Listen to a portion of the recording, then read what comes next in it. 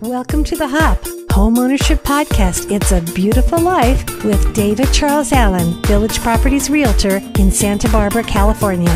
What's going on with the real estate market, David? We'll jump into interest rates. They're 3.25 for conforming 30-year fixed and 3% for non-conforming jumbo. I don't see them going up a lot further. I think feds are trying to cap them. It's still wild, wild west out there. Everything's going, Yes. At least in Santa Barbara, everything's going way over asking price. Would you give your contact information? Yeah, my phone number is 805-617-9311. Or you can email me at david@davidcharlesallen.com or more about me at www.davidcharlesallen.com. Thank you so much, David. And then we'll finish it off with the statistics for the last week. We had 12 coming soon new listings, 57 new listings, 44 that were pending, and 54 that had closed. So huge positive note. We actually have 13 more new listings than we did pending. So that's a huge increase for our supply in comparison to the last 6 months or so, where it's been either even or negative.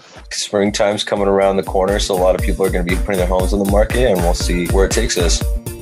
David, I'm so excited about our guest today. Would you introduce him?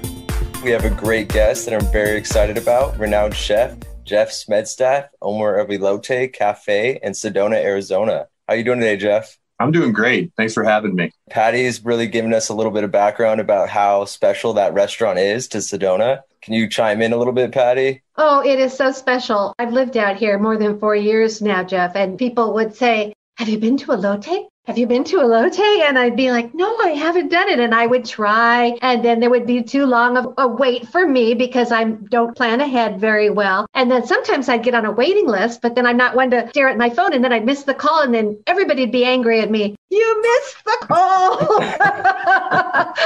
But finally, I did get to eat outside on the patio at beautiful Elote. And it was delicious. So I see why everybody raves about the restaurant. They talk about the chef, and I'm so excited to meet you, and both David and I are. Thank you very much. And I feel really blessed that it's become quite the phenomenon, my little restaurant here. So it's great. Well, What's beautiful is you seem to receive a great amount of joy by bringing happiness through your food creations.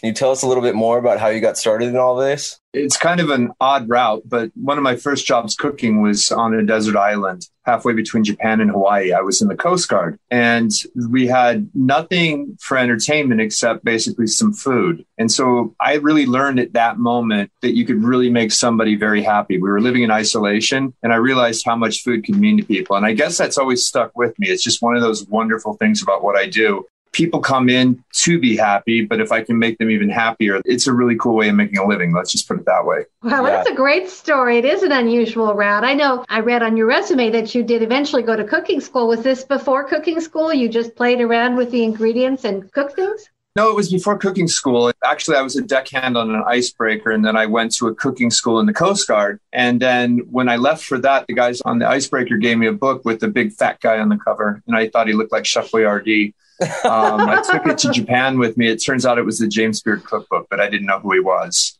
This is back in 1986. I started cooking out of that. And that's when I was like, whoa, wait a minute. These recipes really work and people really, really dig this food. So, that was kind of the start. It wasn't just experimenting all the time. I had to have a guide. I didn't have any mentor that way at that moment. Later on, though, I did go to Scottsdale Culinary Institute, which was wonderful. And then I got a chance to go down to Oaxaca many years ago, and I studied with Susanna Trilling, Seasons of My Heart cooking school down in Oaxaca. And I think that really impacted my food a lot as well, because I learned from all these different women. We would go off to their ranches for the day and make whatever their dish was. And it could be something so simple, but if it was done just right, it was profoundly delicious. So I just kind of tried to bring that back. Now, was it in particular that you went the kind of Mexican fusion route? A long time ago, I was chasing a girl around Mexico. It had a giant influence. We were together for 13 years. And so I spent time seeing another side of Mexico that most people don't. And I'll forever be grateful for that. I mean, it was a wonderful way of me being able to kind of get into this other culture, not just the food, but the entire culture. And she had 11 brothers and sisters. So there was always food around if you were down there. Then I would start going to markets and seeing what was in the different markets. And this is kind of before it got really trendy to food travel. I was bringing back things that nobody had ever seen. That the internet was just beginning, and it was wonderful to go down there and experience it. And that's the flavors I love. I mean, I grew up here in Arizona, and back in the 80s, the flavors were very basic. They were good, but they were basic. It was very much Sonoran. So then once I got down further south, I was really excited because I was going to culinary school. I was learning about French, Italian, all these different things. But I thought, hey, this is being missed. This food is incredible. Just the basic flavor of it. I kind of just take those wonderful ideas from markets and homes and things like that. And maybe I try to put my own spin on it now. But I had to learn about it at the source first. And I want to bring that to people. So it kind of gives what I do a purpose. That's beautiful. I think Mexican has always been my favorite kind of food as well, living in California. Is there a favorite dish at your restaurant that people like the most, that is always the best seller? Oh, I don't know. I mean, it changes from time to time, but we have a very small menu. So if something's on there, it's kind of a greatest hits album all the time because we don't go over one page on the menu. I've been making lamb adobo for about 25 years. It's never gotten old. Comfort food like an enchilada, those just never get old for anybody, I guess, because they're the best sellers on the menu all the time. But really, every dish that we have here represents either a memory or something profound about it, in my opinion, or in my mind. And so when we make it with that care, because it's actually got sort of a backstory in my head, whether it was a sauce where I learned it, or I smell a corn cake coming out of the oven and I remember being inspired down in Veracruz. It's a great thing to do. People really are loving your food. It is different, though, than most other Mexican restaurants that I've been to. Is that because you have traveled deeper south and have more authentic dishes, would you say? That's part of it, but it's only part of the equation. I mean, food can be like music. If you're going to learn music, say you're going to learn the piano, you're going to learn the scales first. You're going to learn how to read the music a little bit. You're going to start playing other people's music, i.e. recipes in this case. And then if you get really good at it, and I've been doing this for 35 years, maybe you start writing some of your own music. And that's beautiful. I mean, I'm polishing this every day. I'm trying to make it better every day, and it never gets old. I mean, I still made the rice this morning and the beans this morning, and those would be the boring dishes to some people, but not to me. They're an integral component of dinner. And if they're an afterthought, you kind of lose people there. And we want it to be a unique experience. So it has my own spin on it, but the flavors are based on stuff that I learned from traveling. And I say everybody's mother's mole tastes different down in Mexico because it's true.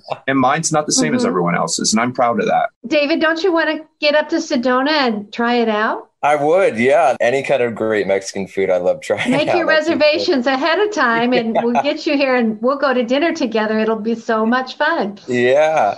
So, Jeff, you said you have a smaller menu. Is that kind of rotating things based on what's around you locally, more sustainable? It's part of it. It's not the only consideration, but it's definitely part of it. We try to buy seafood and meats that are sourced from good sources. We're using Nyman Ranch for some of the beef. We get in pork cheeks from a place up in Idaho that I believe is run really well, not just for the animals, but for the farmers as well. We look for scallops that are sustainable. They come off the East Coast, but they're wonderful, wonderful things. And I like the way that they don't screw up the biodiversity of the ocean. So when we're looking at that, we look at the whole picture as much as possible. And that kind of guides us. And it also has to do with taste. So if you can put that together with something delicious, then you have a winner. And that's when the pieces click together. And it really is just that. We try to find great things that are either raised right or they're doing something right for the people involved and take it from there. And then we just try to make it into something even tastier. But I am a pretty picky guy when it comes to ingredients. Well, that's beautiful because food and eating is such an energy transfer between what you're eating and what you're enjoying, where you're at while you're enjoying it. So it seems like just coming to your cafe or restaurant's really going to bring out the joy in people, which is beautiful to see. Well, thank you. And Susie seems to be your rock that has made everything in your life possible. Can you tell us a little bit more about the beauty she brings into your life? Oh, yeah. That was part of coming to Sedona. I met her when I got here, and my life wouldn't be complete without her in it. A lot of chefs work a lot of hours. it's sometimes hard for their spouses to always understand what they do for a living and how much it can take out of you. And I have to say, this woman gives me nothing but support from the beginning of the day to the end of the day. And she gets up to have breakfast with me. And that's kind of our main meal because I work through dinners. She comes down to visit me throughout the day. And when I get home, she greets me with a smile. And I'm sorry, but that's just paradise. If you get to do what you want to do, and then you find somebody to love and that loves you back, it's hard to mess with. So the woman in Mexico is just a bridge to get to Susie, right? That's exactly right. Everything happens for a reason. And I wouldn't have met her had I not met everything previous in my life. But I'm the luckiest guy alive right now. Everything happens for a reason. That is so great. So if people who are listening from wherever, Santa Barbara or around the country, want to learn about your menu and make reservations for their next trip to Sedona, would they call you, go on your website? What's the best way, Jeff?